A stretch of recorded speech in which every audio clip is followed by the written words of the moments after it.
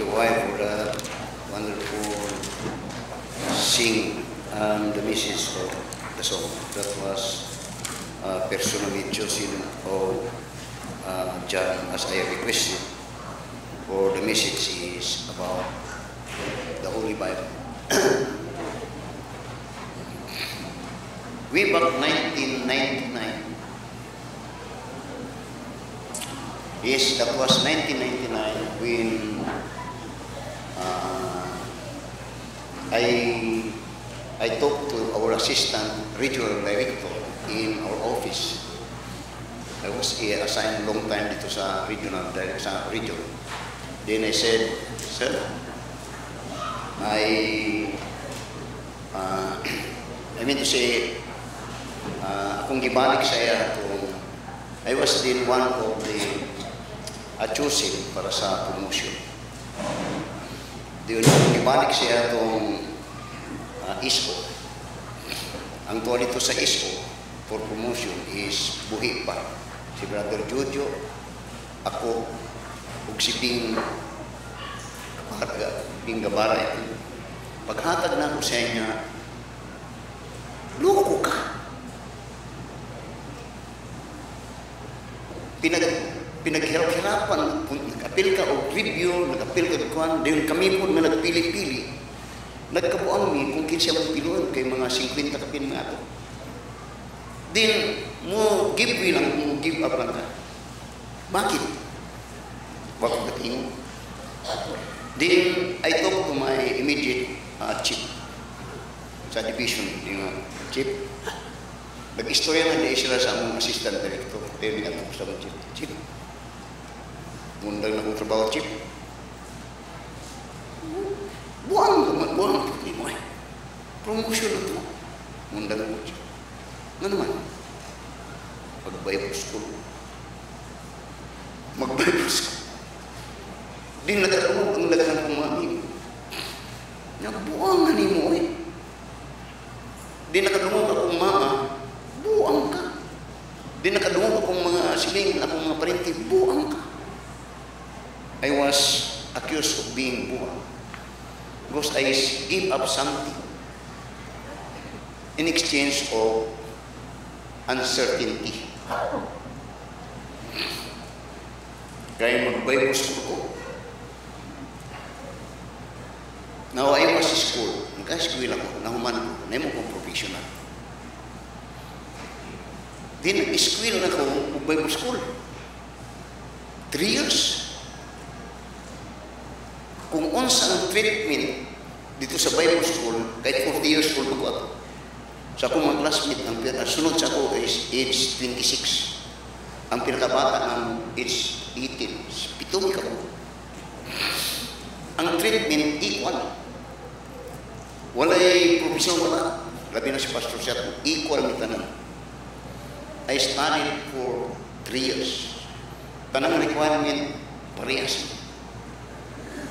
Then, ang di lang mayo is that in the Bible school, I was unwelcome. Particularly kang Pastor Siat. Kay kabalo si Pastor Siat, unsa ang pastor. That little all, nakasabot ako. I was unwelcome. Di niya ko gusto nga na ako sa Bible school. Masinati yun ako. Disod ka lang magpuyog kagbalay nga di ka-welcome. Mangita yung ano na yung publikin. Nabisa kung saan niya pag-ayaw, usahay, di niya gusto nga, di niya kitawang tumayo. Ay, ang ginbintayan, ganun ay sipyat. I was 40 years old at that time. Then I studied the book. Nagtuon ko sa Biblia. Una ko naka-school ako, nakuman din. Pero after that I have given up my profession, I give my time and even today studying the Bible. Then I graduated. It was in year 2003. Naglisod ko pag-ordin sa mga nato, ako pag yun ang gilisod-lisod. Kadto nagyoy ang una-una ni Pastor Siat. At lahi mo lahi niya pagtanaw sa that I, to be frank, nga nag-eskwela ko, kay mangwarta ko, kung magpastor ko. O mahimong, kay kung magpastor ka, kwarta ko. Kato yung mga. Pero deep in my mind and heart, dito mo. Kay naanaman ko sa gobyerno. Nanay, takong klaro ng kwarta. Moto ka sa ministry, magsugod ka, wala mo. So when I graduated, nagsugod ko, nangita ko lugar na nag-ampong lugar kung asa ko padala sa Ginoo. Di ko sa nga gusto. Kagaya, wala yung tagong, kaya nasayin ko din sa tagong, di ko ganahan ng dapita. Then hindi, at ko Australia. Muna yung mga, kung ilan, I could recall it. Then, it's happened here ko. When we started this church here, mission here, that was 2003. Ako lang dala, Biblia.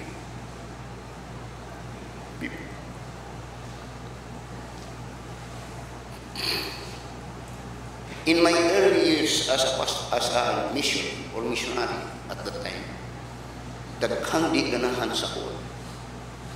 Ang daghang di ganahan sa kuwan, taga dito nga nag-support sa kuwan. Kaya ang di nila ganahan, kang akong klase nga winanihan. Kaya ang akong klase nga winanihan, di man hapyod-hapyod. Akong klase nga winanihan, unsa nga sa pulong sa Ginoo. There was once a time, gani at that time, ginapawali ko ni Pastor Shatkanat dito. One time, Father Sunday, wali ko sa Father Sunday dito. Ang komentar ko sa mga min, kagrabe po ng di man ito mag-bless ang pangas. Grabe man ang kaya ako mang ginadot ang klase nga mga amahan. Pero as when I started this mission here, dili, wala yung expect nga magdugay ko. Wala. Pero ang sarap that when I responded to the call of God, I burned bridges. Pag-Bibles ko na ito, akong professional na ID, ilabay na ito. No turning back. Wala na yung balikanin. Wala na yung balikanin. Dagang mga nagasulti sa mga na ito nga, di ka makapahuman sa mga na. Kaya that was year 2003. 2003 ito nagsugod. But yet I thank God that I have proven He is faithful. God is faithful.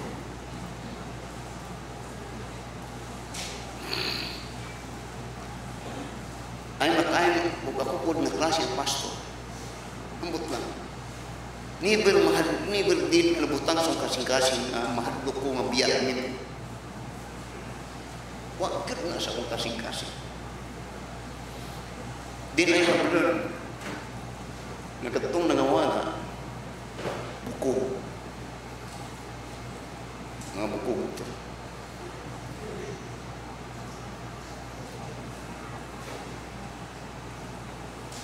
Then when I preach, ang ako yung kanunay nga nasa kasing-kasing nga iduot na mo sa Ginoo. Iduot na mo sa Ginoo. Ipilit na mo sa Ginoo. Never did, siguro na yung panahon pero siltam lang na ginapilit na mo sa kuha. Dali ko di kayo, kami kang Brad Kelly sa mga kamo, sa mga worker, di man kayo may dikit.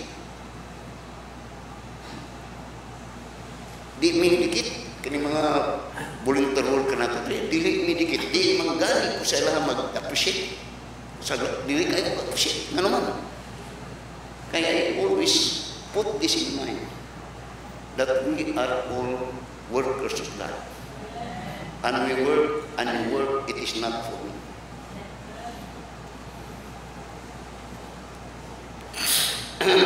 The Holy Bible. Now, if there be any book that is maliin, kung doon may book, libro, nga kung kwan pa giyurak-yurakan, nga wala gipugma, wala gihatag, importansya, Biblia. You listen. Ano niya ito? O bisan galing sa inyo hakaroon, kamong mga magminyuhanay, nga nasa inyo mo nakaroon mga anak mo, magbata mga anak mo, kunya eskwilahon yung mga bata, para pagka nang mag-eskwila, maayang minamuhin. Ano naman kung sa'yo wala dihan? Never did sa mga hunahuna sa mga ginikanan, nga tunan ako akong anak sa pulo sa Ginoo. Wala na. Muna yung naikabok karoon sa kalibutan. Nga na, tungkol kayo mismo mga ginikanan, way gugma sa pulong sa Ginoo. Kung saan niya pagkakataon o gugma siya anak para sa pulong sa Ginoo?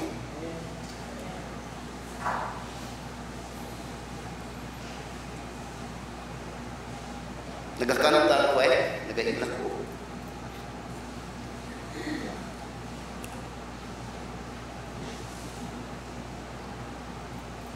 If there be anything of great value in this world, if there be anything that God had left for this world, is His Word. Yan po. Kaya kung ang tao kay Diyos, awaw sa payang mo. And I said, if there be anything that is so much of no importance for men, is the Word of God. But not for me. Not for me. Muna si Brother Jojo, migo kayo yan. Katong gibutalan akong pag-increase sa akong allowance niya. Takot na nauntag pa niyo niya sa akong sa apan. Kung nagpadayan ng trabaho. Pero never did nga nagmahay ko na ningbiya sa akong profession o nagpasto. Never did. Never did.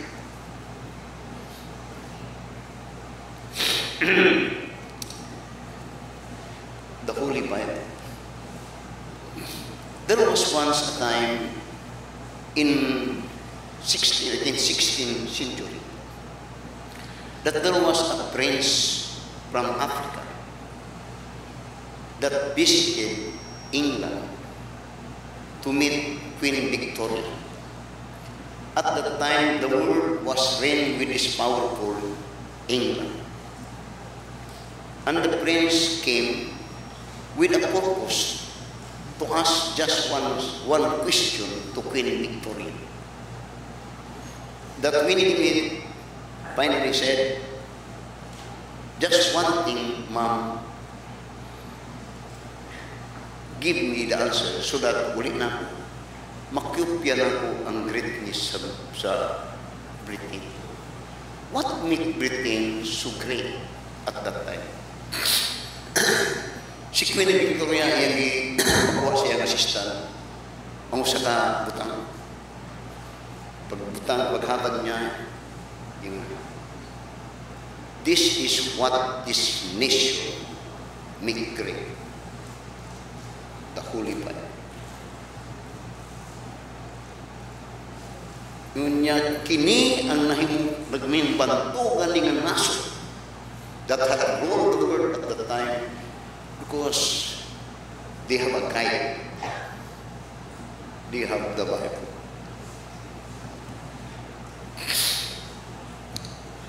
Then, one of the greatest mind in Britain, in the person of Minister Gladstone. Gladstone was the maker of Britain, isa siya sa mga head sa Britain, Prime Minister at that time, 16 centuries. Then he made mention, gusto siya, sa iyang mga prime minister, ug na utis niya. I am so blessed that for 58 years, wa ko mapulihan din. Wa ko mapulihan na prime minister. And one thing that I was so blessed, that in our governance, ang among pang-gobyerno niya, doon ako'y mga ministro, I have ministers of 60 great men in England, Britain. 60 great men. And I thank God so much because 55 of those brains are Christian. Mga Kristohano ang akong mga kauban. Muna akong utana mo sa atong gobyerno, way padulungan. Ang nadi na mga tao way kaalam sa Biblia. Then, not only that, kung saan kung ano yung napita sa mga taong nag-istorya, may tungkol sa Biblia. Now, take note that I am speaking of great men.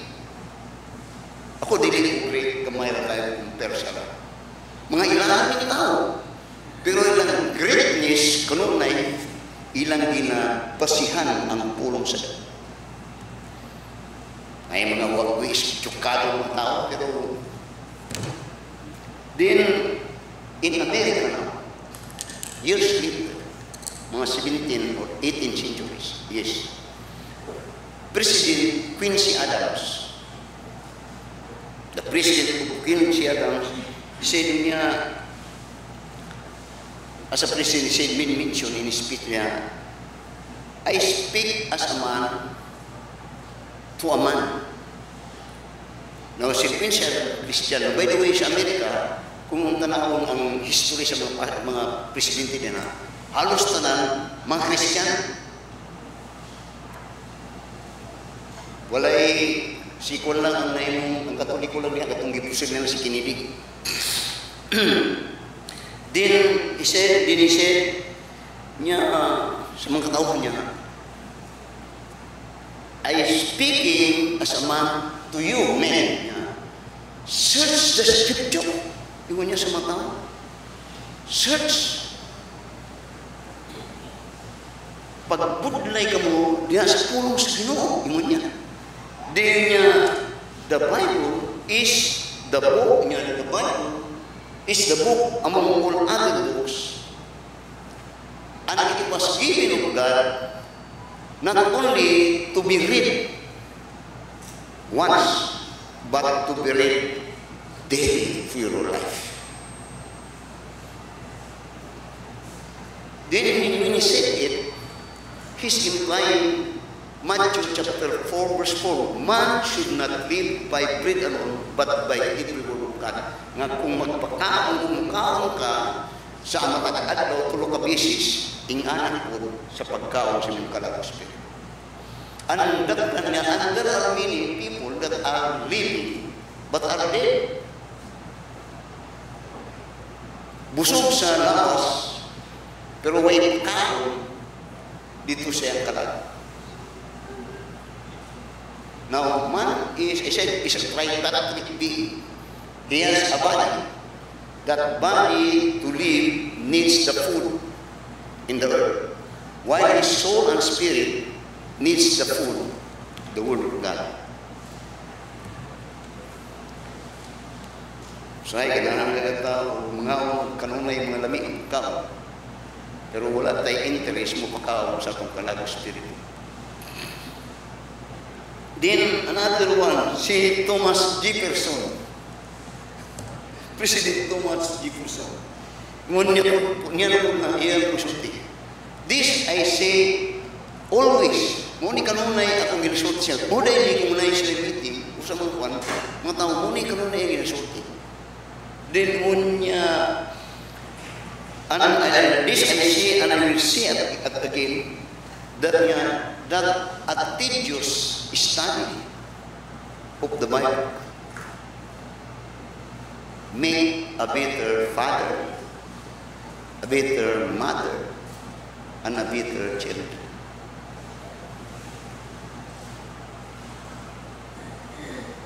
Ang pagtuon daw, pagbasa sa Biblia, dinha mamahimong makakita ka o mahayong amahan, mahayong nga inahan, o resulta, mahayong mga anak. Kini, mga dagko ninyong mga tao, muna ilang resulti. O kung nang ginabasa sa inyo, para sa anak ng mga gagmay ng mga tao. Yung Then kinilas ni.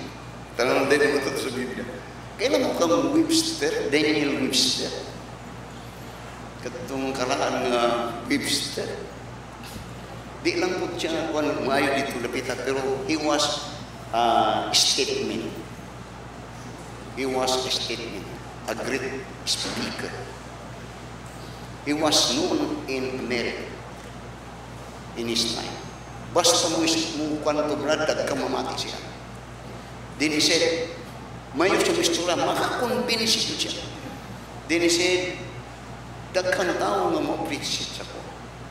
Pero one thing na akong gi-appreciate kong mayo, nga nahing kong ingani, tungod kay I have a feeling, doon ako'y ginikanan, nga sa akong pagkabatan ko, gi-instill nila sa ako ang bugma diha sa pulong sa Ginoo. O ang akong estilo karon niya kana tungod sa kaalam nga nasa pulong sa Ginoo. O nga hangtod karon niya. Siguro mo siya, maybe old na siya. I still read the Bible through this time twice a year. But that man was busy. Now I'm speaking of great men. Mga bahalian ni tawanan. Pero unsay ginaday, unsay nag-build up sila, Biblia.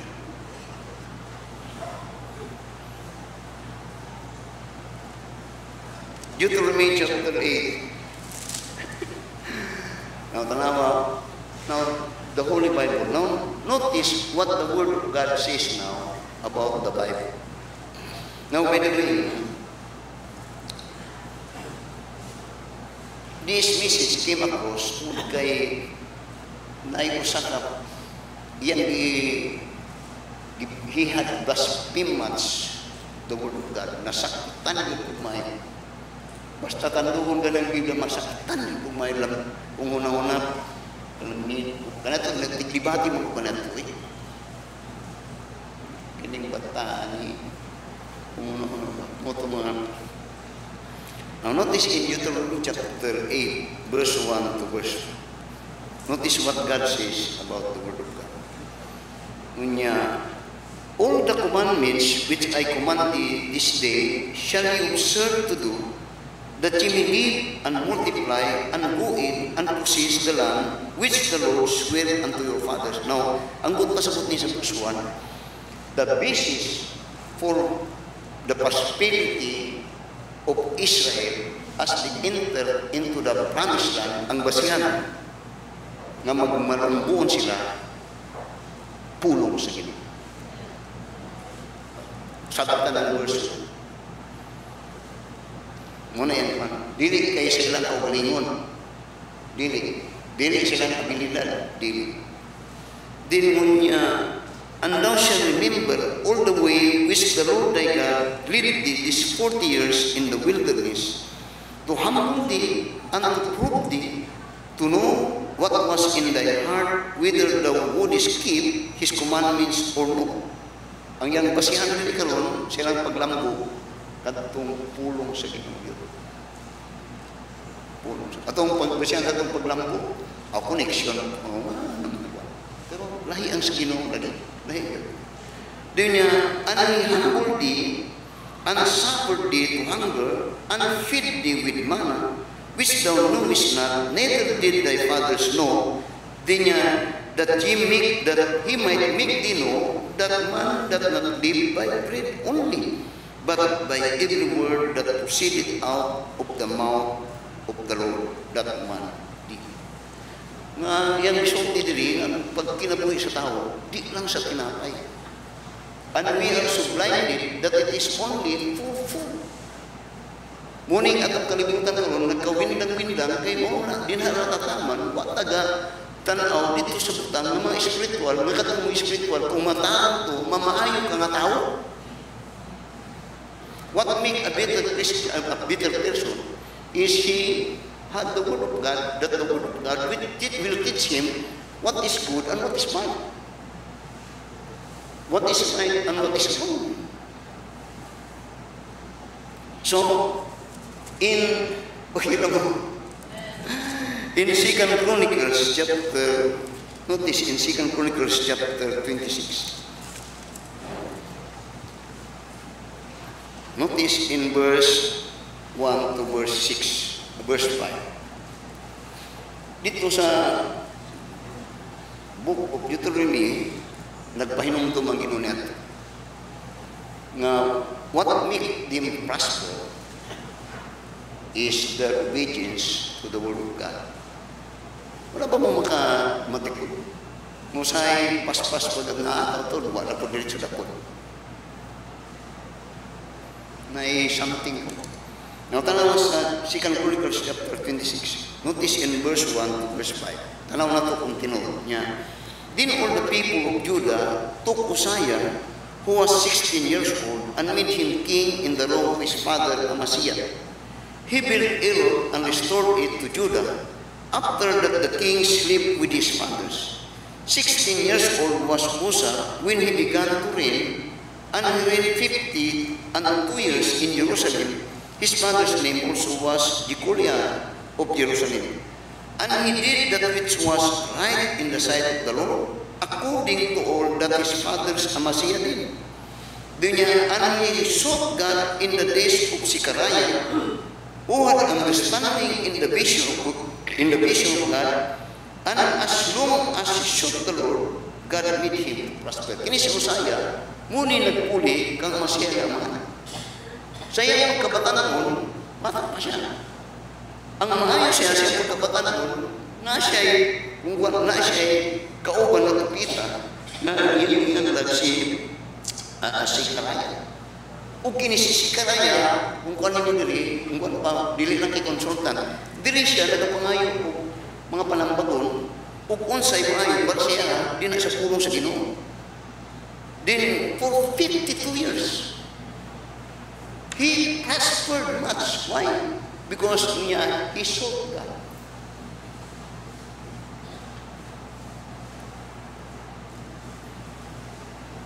Ayun ang kaya.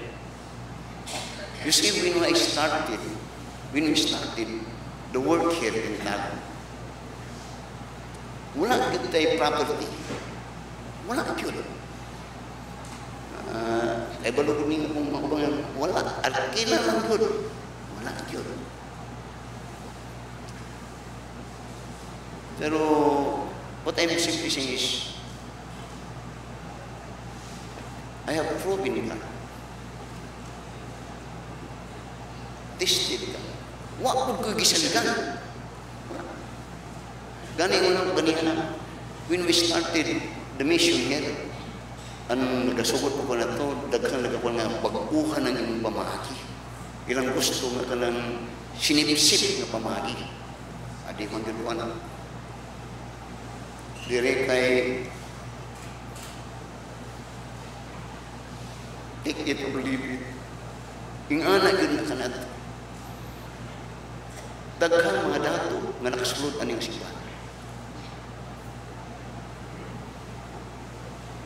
Usay makahatag sila. Usay una po sila makahawa. Makahatag sila dito sa bawah. Pero di, bisag makahatag sila, pero dili nagapag-u akong pagwali na sila akong kanunay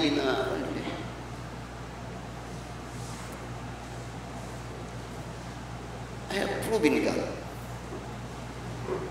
Pero deep in my heart, dili ni pangtungod sa kwarta brad. Tulo-tulo. So, si Uzziah, Had proven God.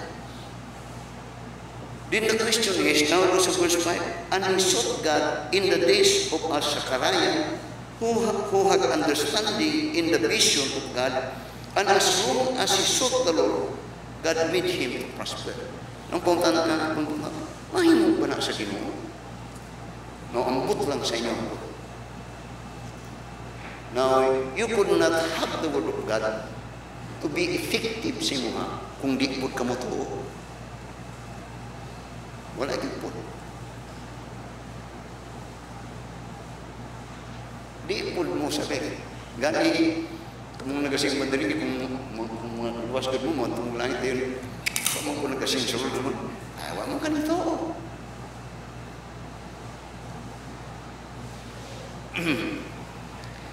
Now, notice si Job. Notice what Job says about the Bible. Job chapter 23. Now, there's nothing always personal. Ako gusto nga, we will be benefited in the Word of God. Na mapusla na ang pulong sa Ginoo. Kay ang iyang pulong, kini iyang saad. O kung nagtungo ang Ginoo, di makakul, o di puslan nato ang iyang pulong.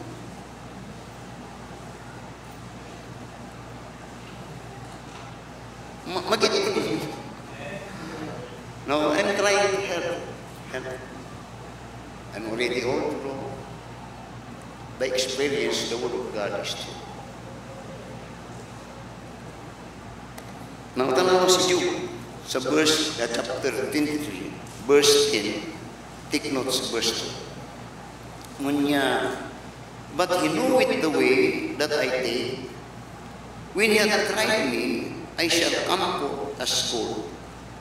My foot had held my steps. His way have I kept and not declined. Neither have I gone back from the commandments of his lips. I have still the word of his mouth more than my necessity.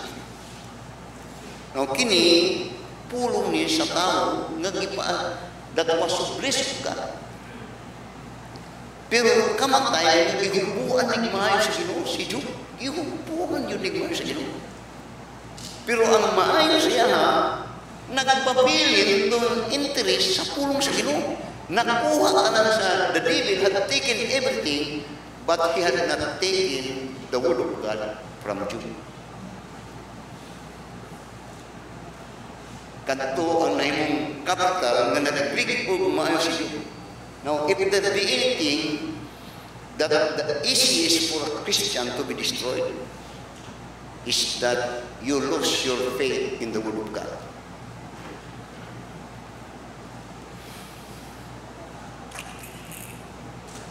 Manusaktan ko ninyo. Ngayon, ang Ginoo na ipamaagi sa ko. Pero, basahan ko ng Biblia na ipamaagi na ang Ginoo sa ko. Pero ang diferensya lang sa daghang mga tao, bisag usay ka mo, nga mas inyong tanaw ang inyong pamaagi, mas maayo sa pamaagi sa Ginoo. Then later, musulti mo nga, mali dahil ang pamaagi. Then ang di maayo, tigulang naman. Nahulot na inyong kusog paggamit siyang pamaagi. Mga mintras bata mo, sundang pamaagi sa Ginoo. Job literally was emptied by the devil. But only one thing that the devil had not taken out from Job. Pulong sa Ginoo. Ug mo ni survive si Job. Gigunita niya to hantod kung tanaw sa Job chapter 42. Dito. Perting pamunga ang pulong sa Ginoo kang Job. Masaktan niyo to.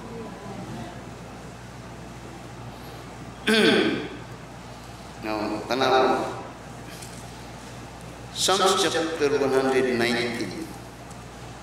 Psalms chapter 119. Notice, iyang isulti sa verse 95, to verse 105. Ngunya, oh, how I love thy word or thy law. Now, kini,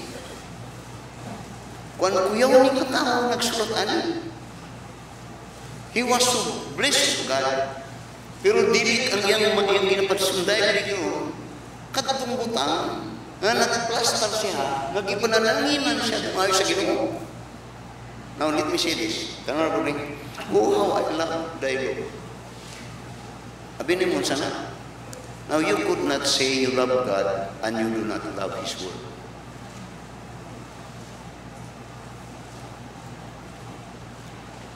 Kay God's way of communicating people, particularly Christian, is through His word. And when God speaks to you through His word, you have to thank God and rejoice that He's telling you. Kung sa'yo maayo. So ang psalmist ko, niya, oh, I love thy law. It is my meditation all the day. Thou through thy commandments hast made me wiser than mine enemies, for they are ever with me. I have more understanding than all my teachers, for thy testimony are my meditation. I understand more than the ancient, because I keep thy precept. I have refrained my feet from every evil way, that I might keep thy word. I have not departed from thy judgment, for thou hast taught me. How sweet are thy words unto my taste, yea, sweeter than honey to my mouth. Through my precept I get understanding, therefore I hate every falsehood. Diniwan niya sa verse 105 niya, thy word is a lamp unto my feet and a light unto my path. Thy word, ang pulong sa Ginoo, ngunya is alam, suga niya.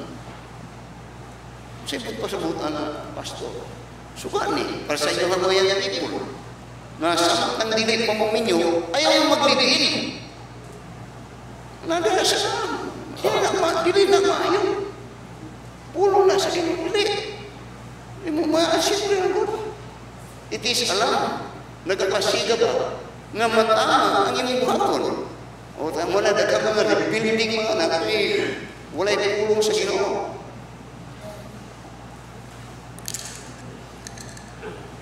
Alay unto my path.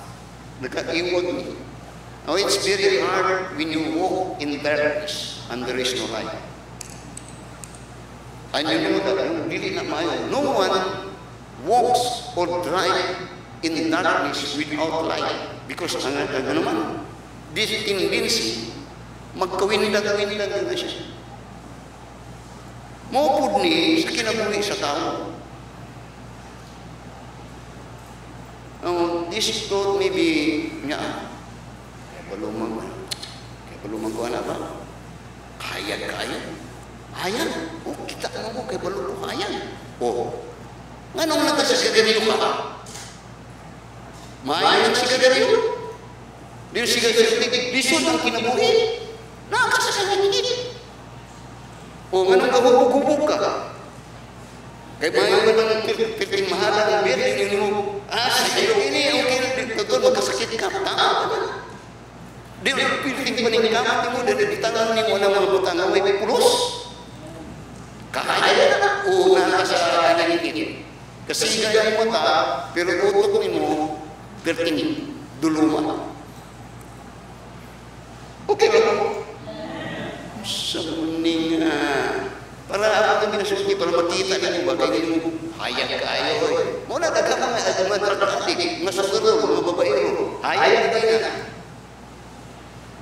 Ay mga killer, ansukor. Hayag, sigal ka. Pero tama ka.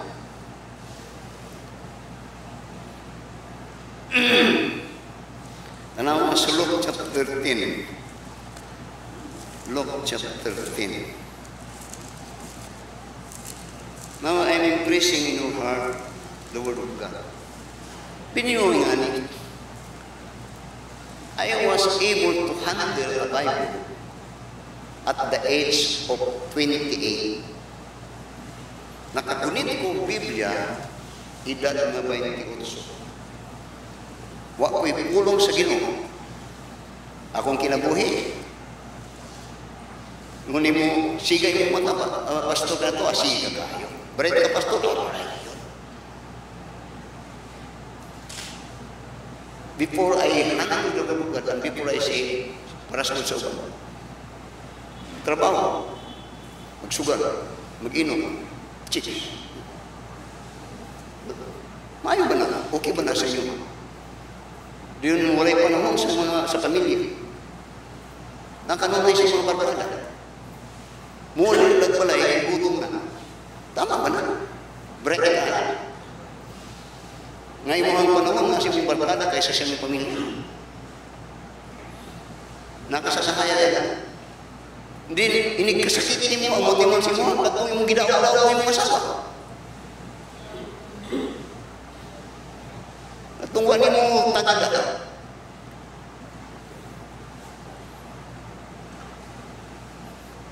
Luke chapter 13. Ay, konfrontasyon lagi diri. Kaya nga sa Luke chapter 13, verse 38 to verse 42.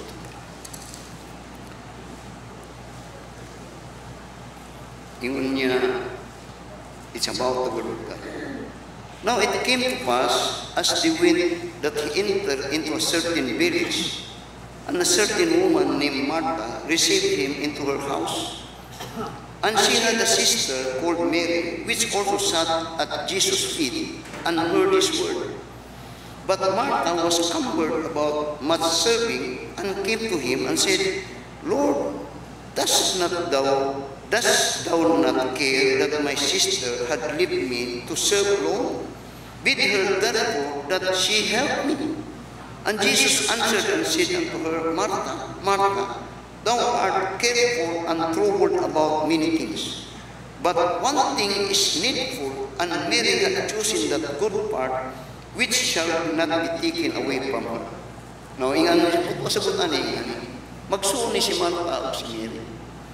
Kamatay, pinagbisita sa Ginoong Kristo, ug nanulo sa ilang balay.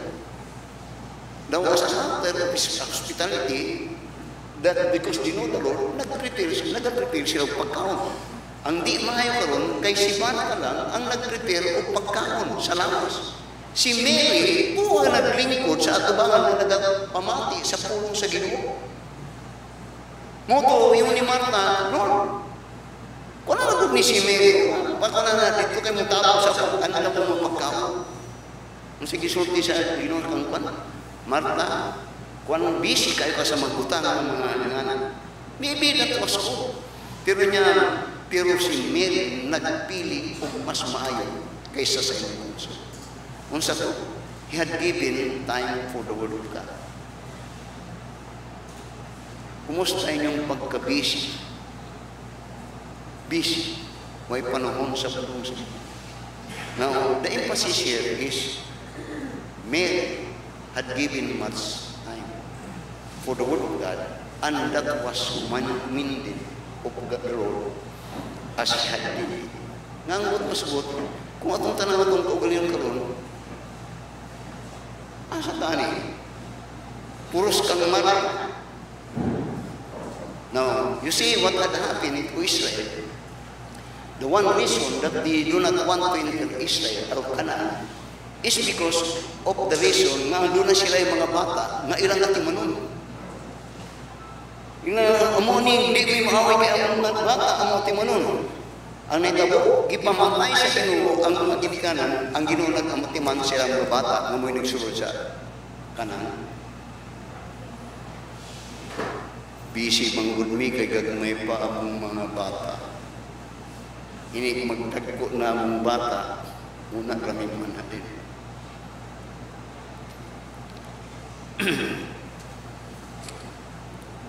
We're about to close. 2 Timothy, chapter 2. 1 Timothy, chapter 3,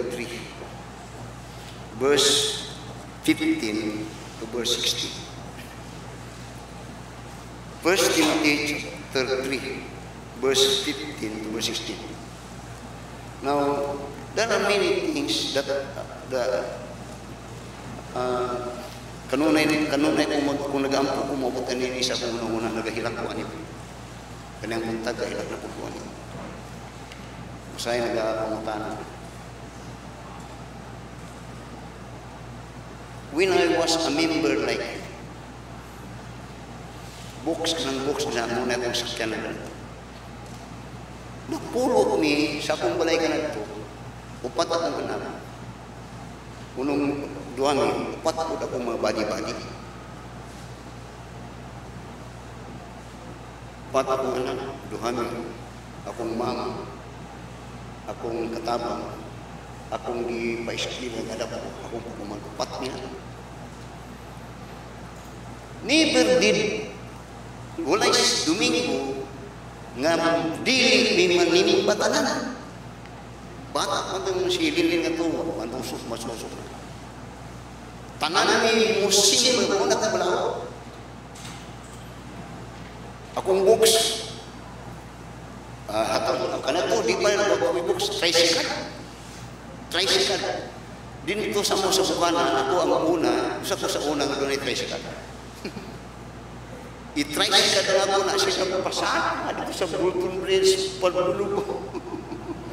Unong ni. Doon, pagkauman, pabaligo na ako na kung ihatag sa uwan, natanggol ka na ako sa simbahan. Pabaligo na ako ang tagadaling mo. Magbanami. Muli sa mulay, every Sunday. Why never train to be pastor? Pero nga nung naiyata ko lang. Muli sa mulay, alas 9 o alas 10 sa gabi. Magharang po dito sa simbahan. Kay pagkaharang sa pitching, kung natutod, alas niot ko, pagka ang namidya, muwato naman ko sa street pitching.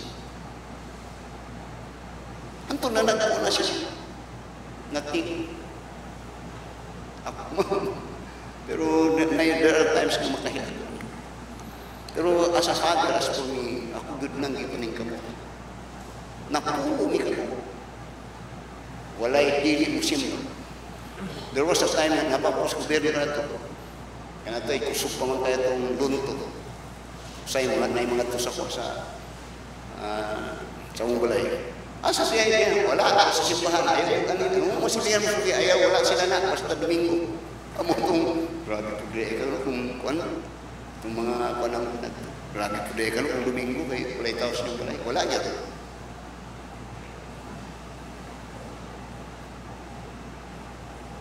Napurdoy ka, pastor. Nagkapaiskila ka, pastor. Puro, siratan na kaya.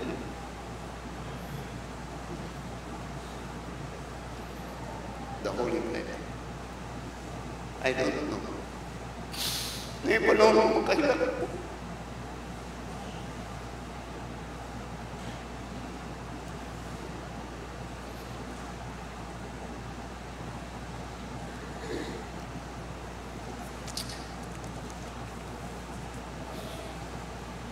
Dagatang maybe ang ginoon na yung tubagan yung mga pangutama niya siya.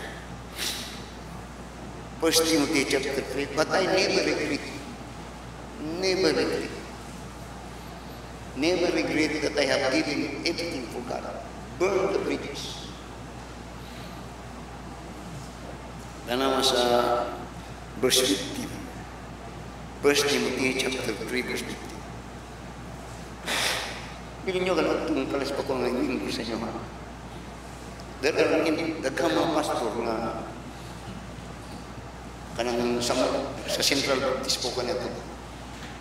Daghang mga pastor na mag-conference may musulti din jakpatan niya mga kaming berkahan niya. Mga ganun. Bless kayo sa pastor na kay nakamiyembro ba ka na? O tanan, halos tanang ministry akong gunit. God knows. Mutrapaw dito na ito. Binyo na sa diyan nga ako sa Central Baptist. Daghang pastor na gusto mo kuha sa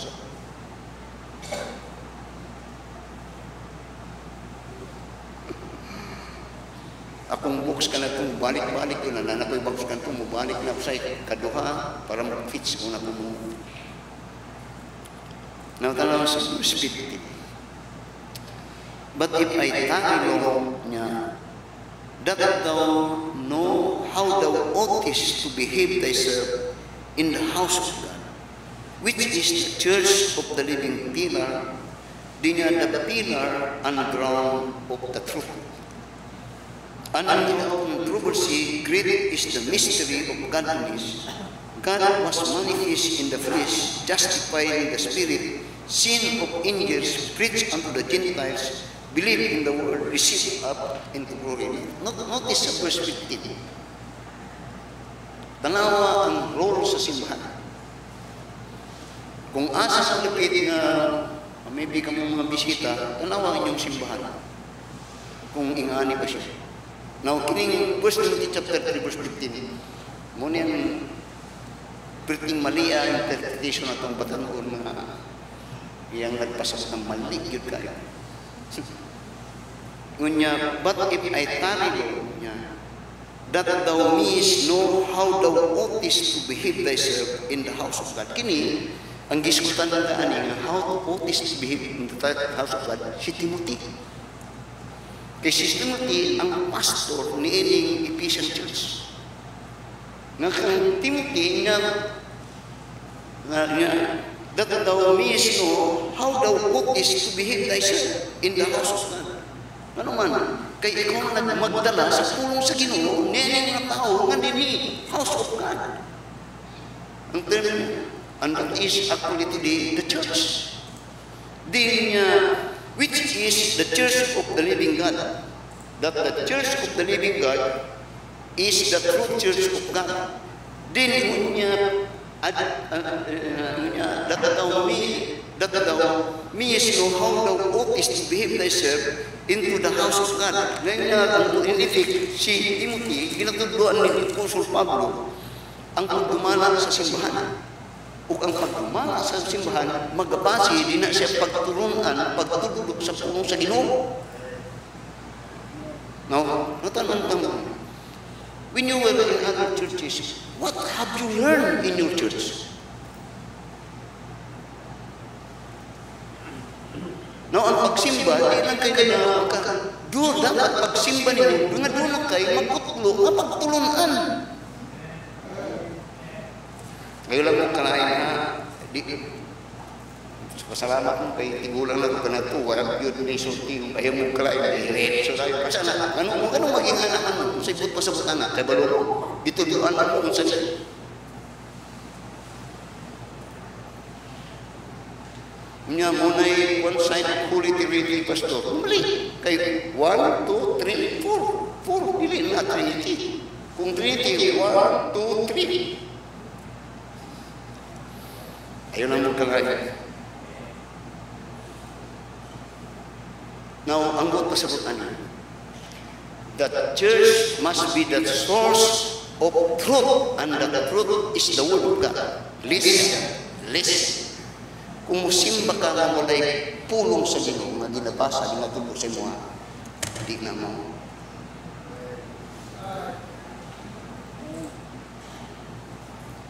The Lord Jesus Christ was the builder of the church.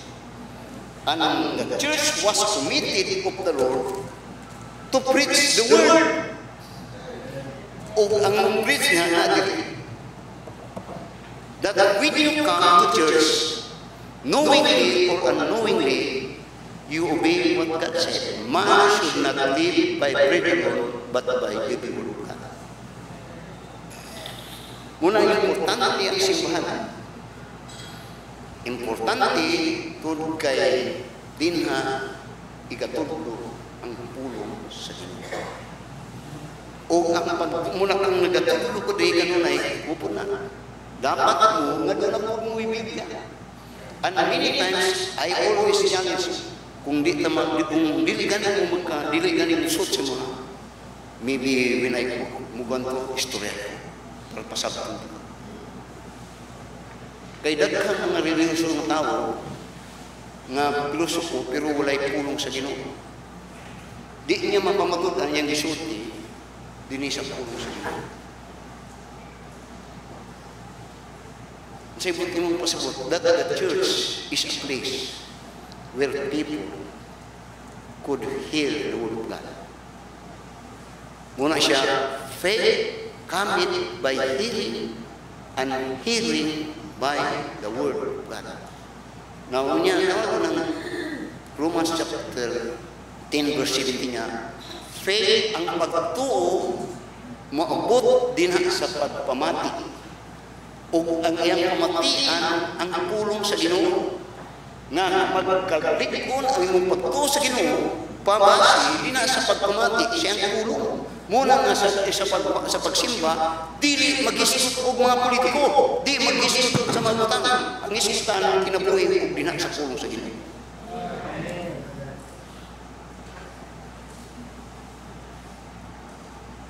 Ingon ni President Quincy Adams, I'm going to close. What make a better citizen is, or what make a better person is for the person to have read the word of God. And a serious perosa of the word of God. Doing so, munya, would make a better father, a better mother, and a better children. Pagtik mo og sobi sa mga batanon nga gipamusil karon. Pagtik mo og sobi nga mga batanon nga nagadrak-drak karon. Kung naa ba ni pagtulunan sa pulong sa Ginoo.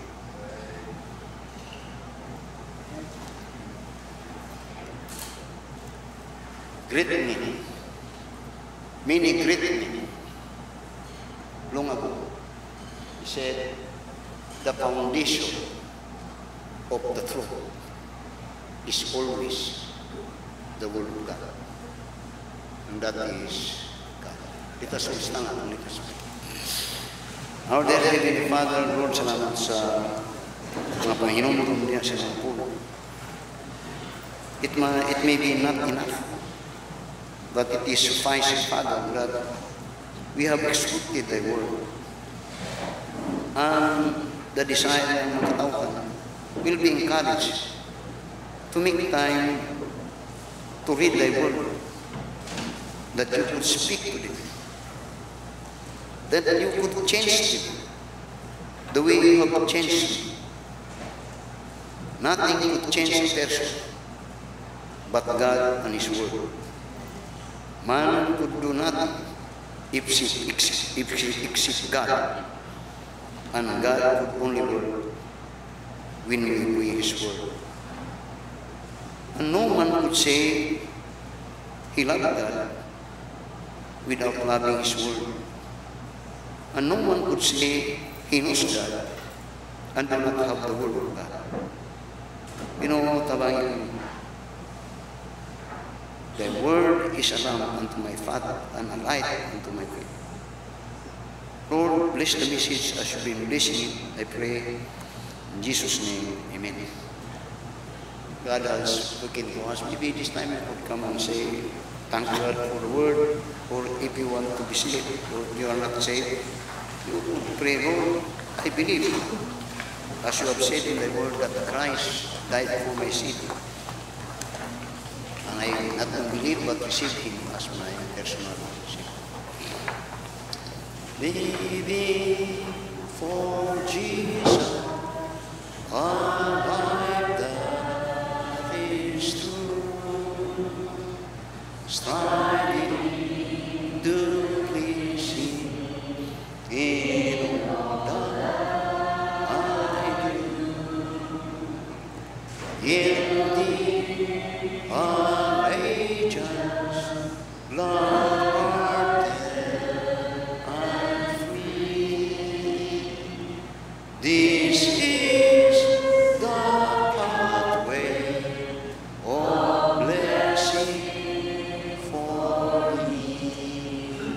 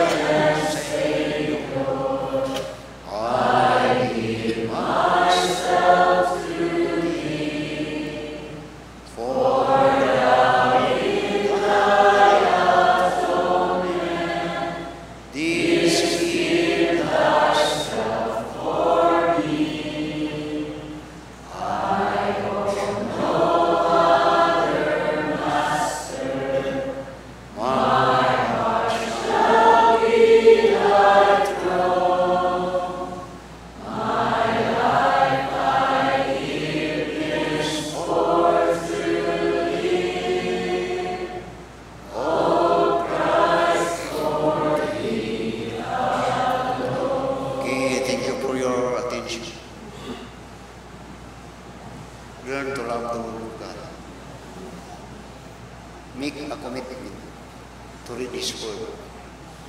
Tagaan na lang. Every time you take your meal, remember your soul need that meal. So we will come for closing prayer.